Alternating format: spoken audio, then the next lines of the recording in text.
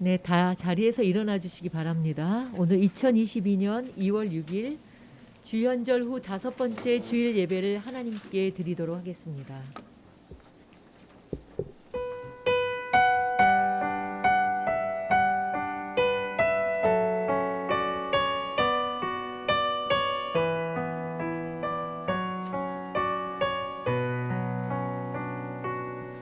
한 지극히 작은 자 죄인 중에 괴수 무익한 날 부르셔서 간절한 기대와 소망 부끄럽지 않게 십자가 전케 하셨네. 어디든지 가리라 주 위에서라면 나는 전하리 그 십자가. 몸에 맨 십자가 그 보혈의 향기 온 세상 채울 때까지. 살아도 주를 위해 죽어도 주를 위해 사나 죽으나 난 주의 것. 십자가의 능력 십자가의 소망 내 안에 주만 사시는 것.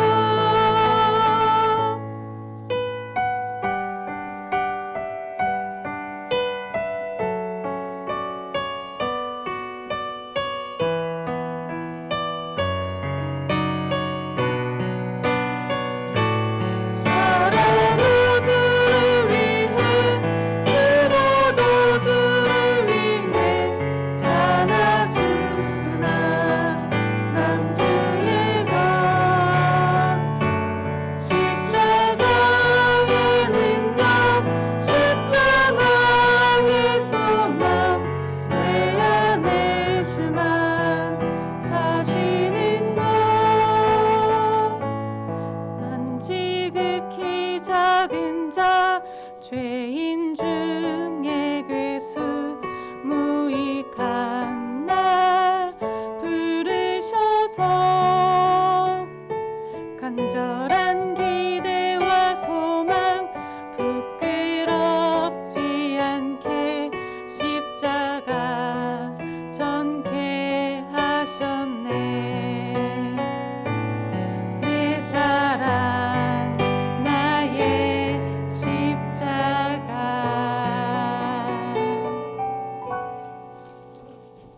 아멘.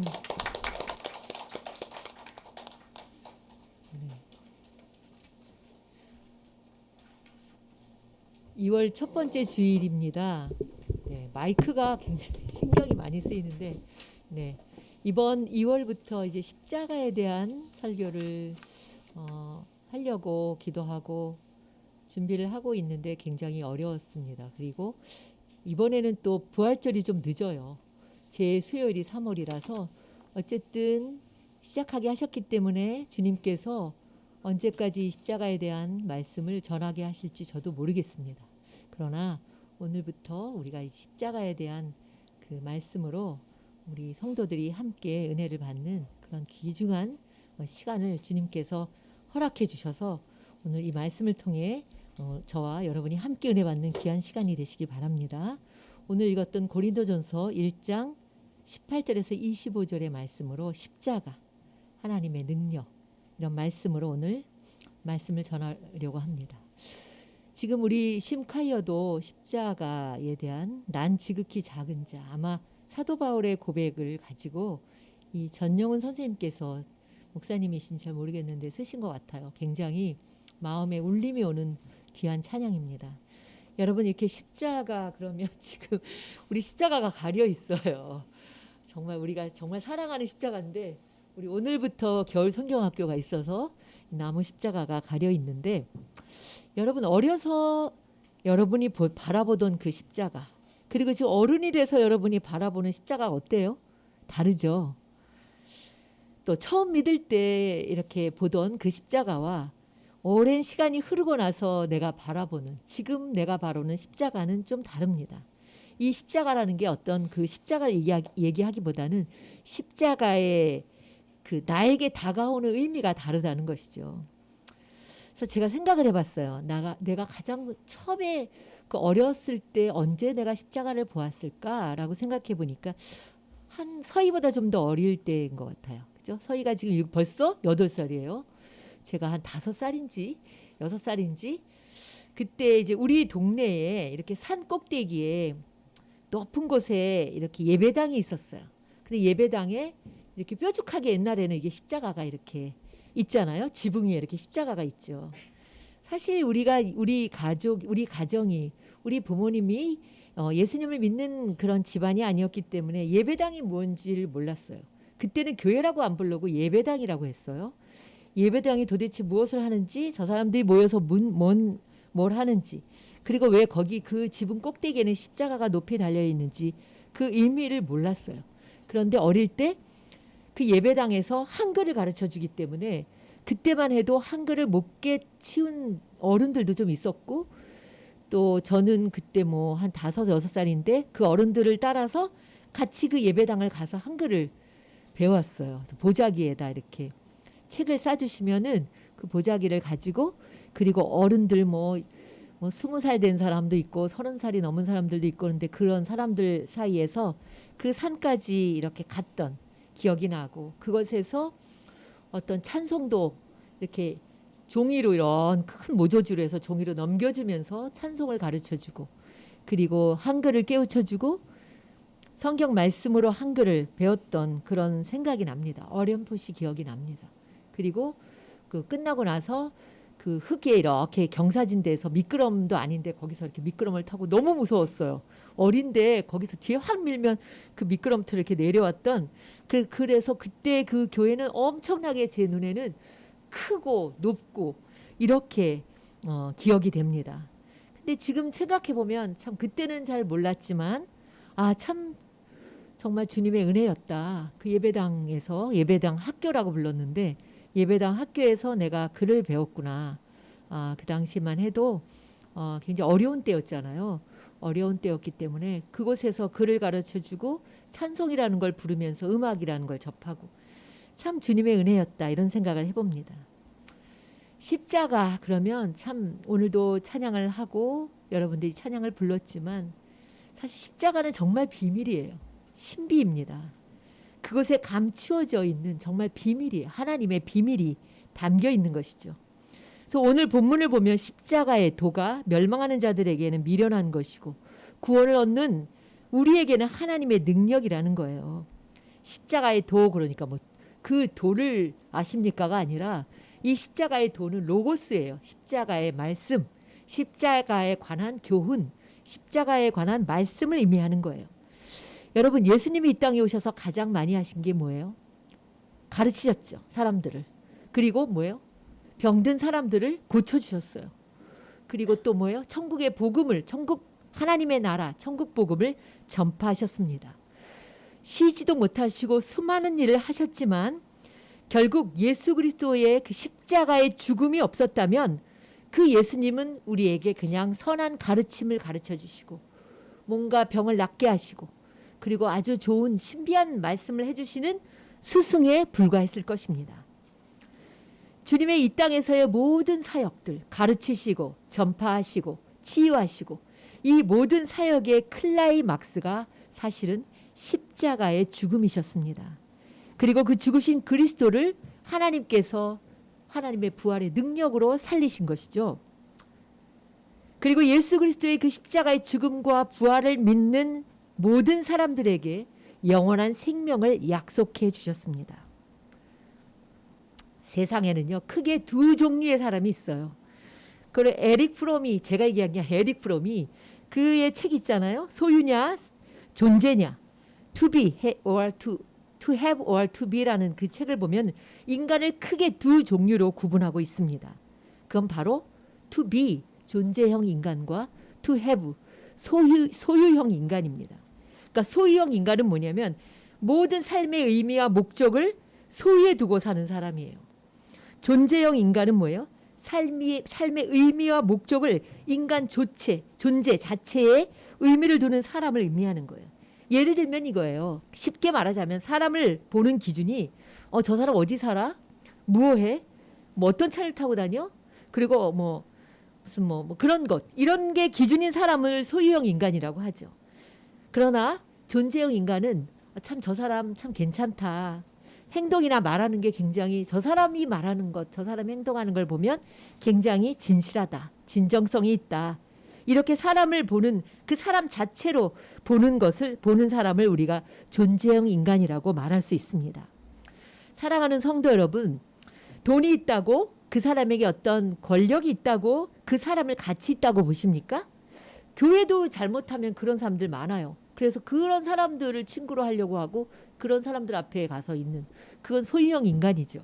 돈이 있고 권력이 있어도 이야기를 한 1분만 해보면 야 진짜 생각하는 거 형편없다. 저 사람의 가치관이라는 게 형편없는 사람들을 우리가 간혹 보게 됩니다. 또 그렇다면 반대로 가난하다고 해서 다 존재형 인간이 아닌 거예요. 가난한 사람이 소유형 인간의 유형이면은 그건 최악의 인간의 모습이죠. 그렇죠? 여러분은 어디에다 가치를 두고 사십니까? 아무리 소유가 중요한 세상에 살지만 우리가 어떤 가진 것에 대한 것이 참 중요한 세상에 살지만 그 언제나 우리는 사람 자체의 존재를 귀하게 보는 그런 삶을 살아야 되는 것이죠. 여러분이 만약에 소유의 가치를 가지고 자녀를 기른다면 그 자녀는 평생 행복하지 않습니다. 왜냐하면 더 가져야 되고 더 잘 돼야 되고 더 성공해야 되고 더 잘해야 되고 그렇기 때문에 그 자녀는 평생 가도 행복하지 않습니다. 소유의 가치보다 그 사람 자체를 귀중하게 보는 것, 이것을 자녀들에게도 심어줘야 하는 거죠. 자녀에게 어떤 가치를 심어줘야 합니까? 부모가 사람을 볼 때 뭘 가지고 보는지 아이들은 알고 있어요. 부모가 사람을 바라볼 때 참 저 사람 됨됨이가 참 좋아. 저 사람은 참 예절이 있고 참 사람이 이렇게 정직하고 성실해. 이런 것을 보는 것, 그것에다 가치를 두는 것을 아이들이 볼 때 그것을 아이들이 자기도 모르는 사이에 그 가치관이 심어진다는 것이죠. 행복이나 성공이라는 게 보이는 것을 소유했다고 얻어지는 건 아닙니다. 약간 즐거울 수는 있어요. 약간 편리할 수는 있어요. 그러나 그것을 소유했다고 우리가 행복이나 성공이 얻어지는 건 아니라는 거예요. 그래서 이런 사람도 있잖아요. 소매가 다 낡아지고 옷을 아무렇게 입어도 참 되게 멋진 사람이 있어요. 그렇죠? 아주 그런 사람이 됐으면 좋겠어요. 그 사람 자체가 귀하기 때문에 사람들을 의식하지 않아요. 자기 자체 그거를 뭐라 그래요? 굉장히 자기 스스로가 자존감이 있는 사람이라고 할 수 있죠. 사랑하는 성도 여러분, 십자가가 그렇습니다. 겉으로는 볼품없어 보이고 형편없어 보이지만 그 십자가에는 사람을 살리는 능력이 있는 거예요. 그래서 십자가가 신비인 거예요. 만일 십자가를 우리가 소유의 가치로 보았다면 얼마 안 되는 나무까지 그리고 그 당시에 사형수들이 죽는 사형틀로만 보았을 것입니다. 그러나 그 십자가에 예수님이 달리심으로 그 십자가는 세상을 살리는 인간을 살리는 생명의 능력, 세상에 가장 귀중하고 가치 있는 십자가가 된 것입니다. 여러분이 십자가를 어떤 눈으로 바라보느냐가 참 중요합니다. 오늘 고린도전서를 보면 바울이 고린도에 오기 바로 전에 어디를 들렸냐면 데살로니가에서 매를 맞고 거기서 쫓겨나서 아덴에 왔다가 다시 베레아를 거쳐서 이 아덴에 와서 이 그 동역자들을 거기서 만나기로 했어요. 아덴이 어디냐면 지금의 아테네예요. 그런데 동역자들을 만나기로 하고 시간이 있어서 그곳을 돌아본 거예요. 딱 돌아보니까 아테네가 굉장히 광장이 많아요. 토론하는 광장이 많은 거죠. 아레오바고라는 광장도 있었고 여러 광장들이 있었는데 이 아테네라는 도시는 이 철학의 중심 도시였어요. 그래서 많은 사람들이 토론하는 걸 좋아하고 서로의 철학을 가지고 쟁론하고 이렇게 논쟁하는 걸 좋아하는 그런 도시였어요. 그 바울이 거기서 철학자들을 만난 거예요. 에피크로스 학파의 철학자와 스토아 철학자들과 논쟁을 벌인 거예요. 논쟁을 벌였어요. 굉장히 멋지게 복음을 전했죠. 왜냐하면 바울도 지식이 많은 사람이잖아요. 그래서 거기에서 아레오바거의 관원이었던 디미누시오와 다말이라는 여인 부인과 몇몇 사람들이 결신을 했어요. 그러나 큰 결실을 얻지 못했어요. 아테네에서. 그리고 고린도에 와서 생각을 한 거예요. 바울이 내가 왜 이렇게 그렇게 멋지게 철학자들과 논쟁을 했지만 그렇게 많은 사람들에게 복음을 전하지 못했을까를 생각해 보니 고린도전서 2장 3절 4절에서 이렇게 고백하고 있어요. 내 말과 내 전도함이 성령의 능력을 의지하지 않고 인간의 지혜로 했구나. 이거를 고백한 거예요. 그리고 또 뭐라고 이야기하냐면 이제 나는 예수 그리스도와 그의 십자가에 못 박히신 것 외에는 아무것도 알지 않겠다. 아니하기로 작정하였다. 이렇게 선언합니다. 결국 바울은 아덴에서의 그 선교의 실패로 말미암아 고린도에 와서는 오늘 우리가 여러분과 제가 읽은 십자가의 도는 그 구원을 얻는 그들에게는 십자가의 말씀이 하나님의 능력이라는 거죠. 나는 십자가의 말씀만 전하겠다. 이렇게 선포를 한 것이죠. 오늘날도 시대가 변합니다. 코로나로 인하여 정말 많은 것이 변해요. 뭐 AI 마운주 이렇게 나와요 앞으로. 제가 아니고 AI 마운주. 또 요즘 무슨 메타버스 해갖고 뭐 그런 것도 뭐 강의를 하고 굉장히 많은 것이 변해요. 그러나 사실은 그렇게 많은 것이 변해도 이 십자가만이 사람을 살리는 가장 강력한 힘이라는 것은 변함이 없는 것입니다. 예수 그리스도의 십자가의 말씀을 증거할 때 사람이 변하는 거예요. 우리가 인간의 지혜나 인간의 어떤 지식으로 사람이 변하지 않아요. 이 십자가의 말씀, 예수 그리스도의 십자가의 도를 증거할 때 그것이 사람을 변하게 하고 사람을 살리는 힘이요 구원의 능력이 되는 거예요. 이 십자가의 도, 십자가의 말씀이 우리 모든 신앙의 핵심임을 바울은 고백하고 있습니다. 우리가 아무리 많은 일을 하고 많은 지식을 쌓고 또 많은 지식을 전해도 그 알맹이에 그 속에 예수 그리스도의 십자가가 없으면 그것은 헛된 것에 불과하다는 것이죠. 그래서 어거스틴은 뭐라고 이야기하냐면 십자가는 그리스도가 자신의 사랑을 세상에 전한 설교단이었다는 거예요. 이 설교단에서 다른 이야기가 아닌 거예요. 예수 그리스도의 십자가가 없으면 십자가의 도를 전하지 않으면 그것은 아무것도 아니라는 거예요. 또 그 종교개혁을 했던 루터는 성경을 짜면 피가 나오는데 구약에는 소와 양과 비둘기인 짐승의 피가 흐른다면 신약에는 예수 그리스도의 피가 흐른다. 이렇게 고백하고 있습니다. 여러분의 삶을 지탱해주는 여러분의 중심이 무엇입니까? 중심이 흔들릴 때 삶이 무너지는 거예요. 사람이 내 마음의 중심이 없을 때 그 사람이 무너지는 거예요. 그래서 여러분 보면은 화려한 직업일수록 남에게 많이 드러나는 직업일수록 어때요? 한순간 무너지는 사람들이 굉장히 많습니다. 왜 그럴까요? 그들의 중심이 인기가 중심이고 돈이 중심이고 어떤 사람이 중심이기 때문에 그 중심이 흔들리게 되면 다 무너지게 되는 것입니다. 중심을 잘 잡아야 하는 거예요. 우리 때에는 이 무슨 조선소로 많이 견학을 갔어요. 나 때는 저기 울산이나 뭐 현대조선 뭐 이런데 현대조선 아니죠. 포항제철 있고 현대조선 있었나요?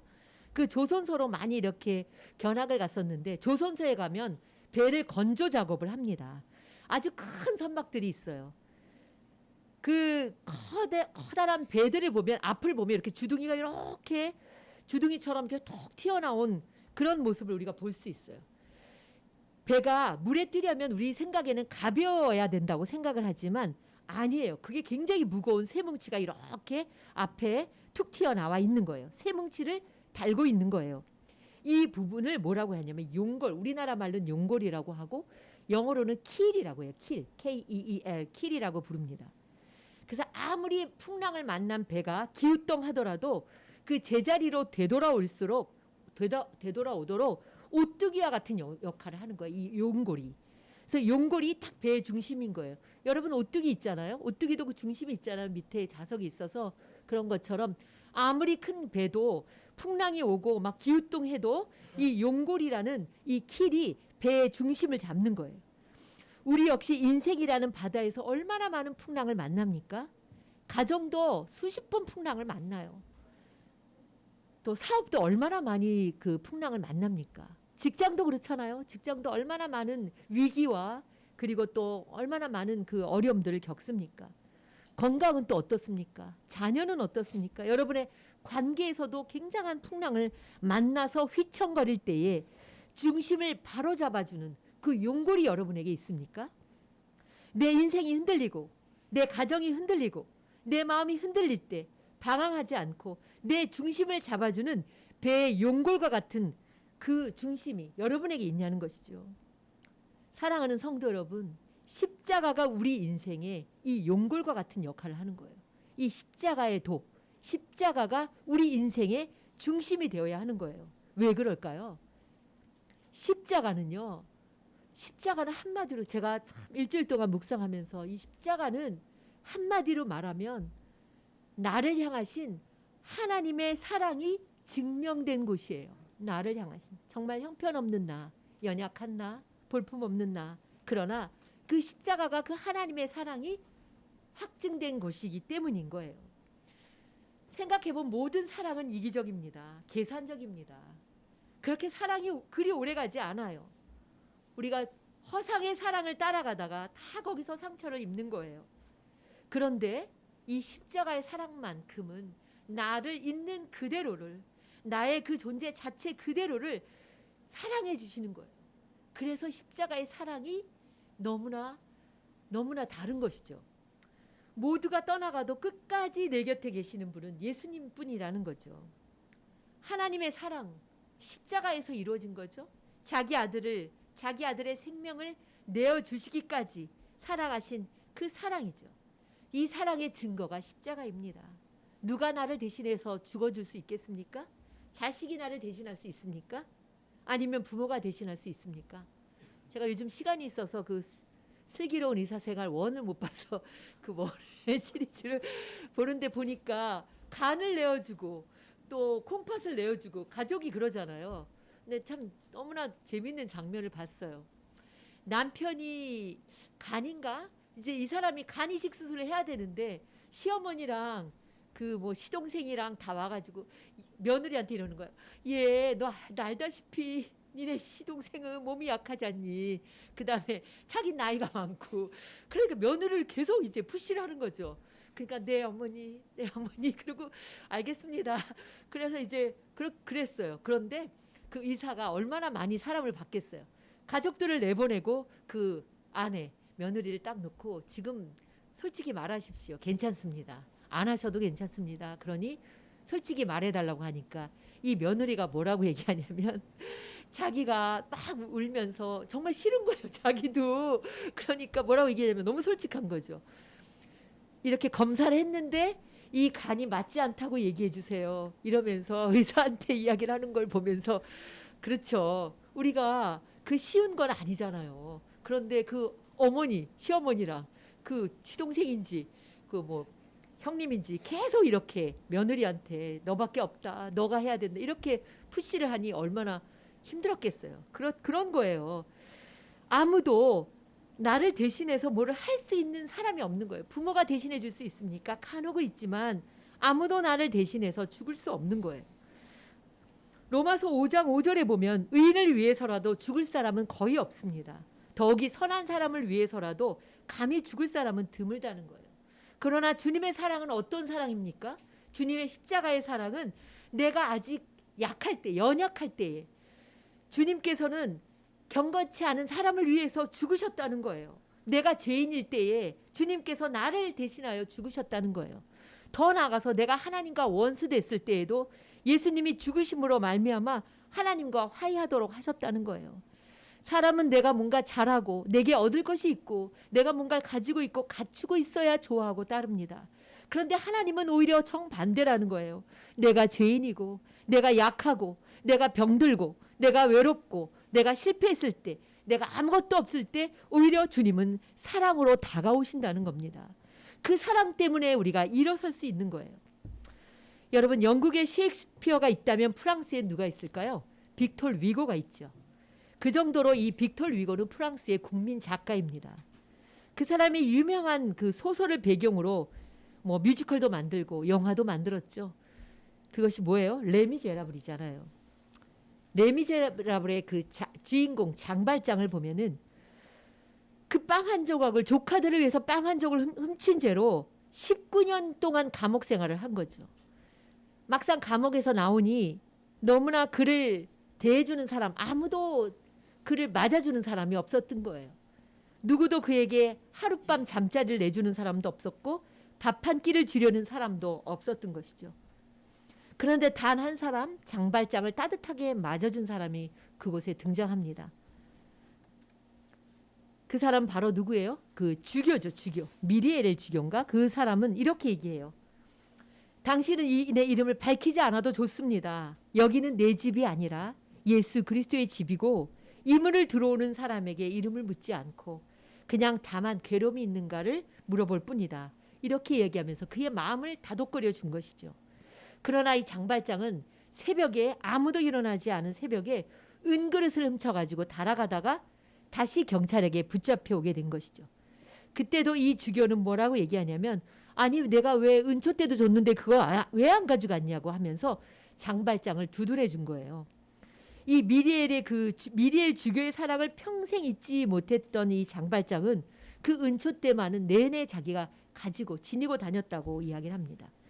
그때 이제 은그릇이 밤새 사라졌을 때에 주방에서 일하던 그 부인 어떤 그 주방 일을 하는 아주머니가 은그릇이 사라졌네. 이놈이 우리 그릇을 훔쳐갔네. 주교님 그놈이 우리 그릇을 훔쳐갔어요. 이렇게 말을 하니까 이 주교가 이렇게 말한 거예요. 그 은그릇이 우리의 물건이요?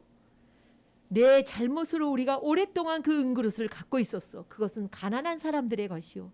그런데 그 사나이는 어떤 사람이었어? 가난한 사람임에 틀림없지 않소. 이 주교의 모습 속에서 우리는 주님의 사랑을 엿볼 수 있습니다. 또 대조적인 한 사람이 나오죠. 그건 누구냐면 장발장을 끝까지 추적하던 자베르 형사입니다. 그는 이렇게 얘기해요. 나는 감옥에서 태어났고 너와 같은 시궁창 출신이다. 이렇게 말을 하면서도 끊임없이 이 장발장과 같은 그런 탕자들을 평생 원리 원칙대로 사는 이 그 자베르 경감은 끊임없이 이런 사람들, 장발장과 같은 사람들을 찾아다닙니다. 늘 남을 정죄하고 그러다 보니 스스로도 표정이 그래요. 행복하지가 않아요. 그리고 마지막에는 스스로 양심의 갈등을 이기지 못하고 자살해버리고 맙니다. 이렇게 다른 사람을 정죄하고 다른 사람들을 판단하고 이런 사람들의 얼굴을 보면은 얼굴이 행복해 보이지 않아요. 이 주교의 사랑이 장발장의 마음을 변화시킨 것이죠. 이 장발장의 마음이 변화되니까 이 장발장을 통해서 수많은 사람들을 구원하는 파급 효과를 갖고 옵니다. 사랑은 이런 거예요. 한 사람을 변화시키면 그 사랑은 또 다른 사람에게 퍼져나가는 것이죠. 사랑하는 성도 여러분, 하나님의 사랑, 십자가의 사랑, 그 사랑만이 사람을 변화시킵니다. 가끔 이렇게 요즘은 그렇게 춥지 않지만 꽁꽁 얼어붙은 한강 어떻게 녹지? 저걸 어떻게 녹일 수 있을까? 아무리 수십 개, 수만 개의 망치를 가지고 두드린다고 그 얼어붙은 한강이 녹겠습니까? 그러나 그 위에, 그 얼어붙은 강물 위에 따뜻한 햇빛이 비추면 한순간에 얼었던 강물이 녹듯이 우리의 냉랭한 마음, 우리의 얼어붙은 마음에 그 주님의 십자가의 사랑이 스며들어 올 때 녹아지게 되는 것이죠. 저는 베드로를 보면 참 인간적이다 이런 생각을 합니다. 베드로가 그 대제사장의 뜰에서 예수님을 3번이나 부인한 거죠. 그리고 자기 스스로 자기가 자기를 절대로 용서할 수 없다고 생각을 한 거예요. 나는 주님을 3번이나 부인한 나쁜 놈이야. 에휴, 나 같은 놈이 이렇게 생각하면서 어부의 생활로 다시 돌아온 거예요. 베드로에게는 아마 죄책감이 굉장히 많았을 거예요. 그리고 그렇게 주님을 따라다니던 수제자라고까지 인정을 해주셨던 그 주님을 배반한 자신을 스스로가 용서할 수 없었을 것입니다. 그런데요, 그런 베드로의 마음을 녹인 것이 주님의 사랑입니다. 그 디베랴 갈릴리 바다에 오셔서 친히 생선을 구워주시고 그리고 베드로에게 다시 한번 그 사랑을 확인시켜 주신 주님의 말씀에 베드로가 그때서야 비로소 진짜 변화된 것이죠. 사랑하는 성도 여러분, 사랑이 사실 우리에게 힘이에요. 사랑이 능력입니다. 근데 그 사랑이 어떤 사랑입니까? 이 십자가의 사랑이라는 거예요. 우리가 주님의 십자가의 사랑을 깊이 묵상하고 주님의 십자가의 사랑을 우리가 그 사랑을 더 깊이 깨달으면 그 사랑이 우리의 마음을 녹일 뿐만이 아니라 그 사랑으로 말미암아 우리가 세상을 향하여서도 그 사랑의 사람으로 나아갈 수 있는 거예요. 십자가 사랑을 경험하지 못한 사람은 진짜 사랑이 뭔지를 모릅니다. 그래서 사람들은 뭐예요? 욕망이라죠. 욕망. 그리고 뭐예요? 이용하고 이용당하는, 그리고 이기적인 사랑, 가짜 사랑, 뭔가 뭐 그런 사랑에 목말라 하며 살아갑니다. 그것 때문에 울고 웃습니다. 그런데 하나님의 십자가의 사랑을 깨달은 사람은 내 마음에 정말 나의 그 상처받은 나를, 그 십자가의 사랑만이 나를 치유하실 수 있는 거죠. 그리고 홀로 있어도 외롭지 않아요. 왜냐하면 주님이 내 곁에 계시기 때문이죠. 또 내가 넘어져도 주님의 오른팔로 나를 이끌어 주시기 때문에 내가 약해서 넘어져도, 내가 죄인이어도, 내가 하나님과 등지고 있어도 언제나 여전히 나를 사랑하시고 나를 다시 일으켜 주시고 회복시키시는 하나님의 그 십자가의 사랑이 있기 때문에 우리는 절망하거나 낙심하지 않는 것이죠. 세월이 흐를수록 여러분, 주님의 십자가의 사랑이 여러분에게 더 선명해져야 합니다. 왜냐하면 그 사랑이 참 사랑이기 때문이에요. 우리가 어디에서 사랑을 구걸하겠습니까? 어디에서 우리가 참 사랑을 배울 수 있겠습니까? 십자가의 이 사랑만, 우리가 그 십자가의 사랑이 우리에게 점점점 선명해진다면 우리가 이 세상을 살아갈 때 어떤 것도 두렵지 않고 그것이 능력이 되는 것이죠. 그 사랑이 또한 나를 살릴 뿐만 아니라 나의 주변을 살리고 내 가정을 살리고 우리 공동체를 살리는 그런 힘과 능력이 되는 것이에요. 사랑하는 성도 여러분, 십자가의 사랑이 여러분의 마음을 녹입니다. 그리고 여러분의 가슴에 그 십자가의 사랑이 새겨지길 바랍니다. 그 사랑만이 변화시킬 수 있는 거예요. 그래서 아이들을 기를 때도 마찬가지예요. 아이들도 결국 아이들이 변하는 것이 무엇이냐면 뭘 부모가 잘해주고 부모가 뭐 대단한 것을 해줘서가 아니에요. 부모가 십자가의 사랑을 받은 그 부모가 그 아이를 있는 그대로 존중해주고 사랑해주고 그 자체로, 그 아이의 자체로 인정해주고 사랑해줄 때 그 아이가 변화될 수 있는 거예요. 우리도 다 잘못하고 잘못된 길로 갔을 때 얼마나 많았습니까? 그러나 돌이켜보면은 그러나 나를 사랑해 주시고 나를 인정해 주신 그 부모님이 계셨기에, 그리고 또 주님의 그 사랑이 있었기에 우리가 이 자리까지 오지 않았겠습니까? 그 주님의 사랑만이 사람을 변화시킬 수 있습니다. 그 십자가의 사랑, 주님의 그 십자가의 은혜가 저와 여러분 마음속에 뜨겁게 임하는 그런 2월 그리고 3월 사순절 기간이 되시기를 주님의 이름으로 축원합니다. 기도하겠습니다. 사랑의 주님, 세월이 흐를수록 십자가의 사랑이 저희들의 마음에 깊이 새겨지길 원합니다. 세상의 그 어떤 것이 아니라 주님의 십자가의 사랑이 내 삶의 중심이 되게 하여 주시옵소서. 예수님의 이름으로 기도드립니다.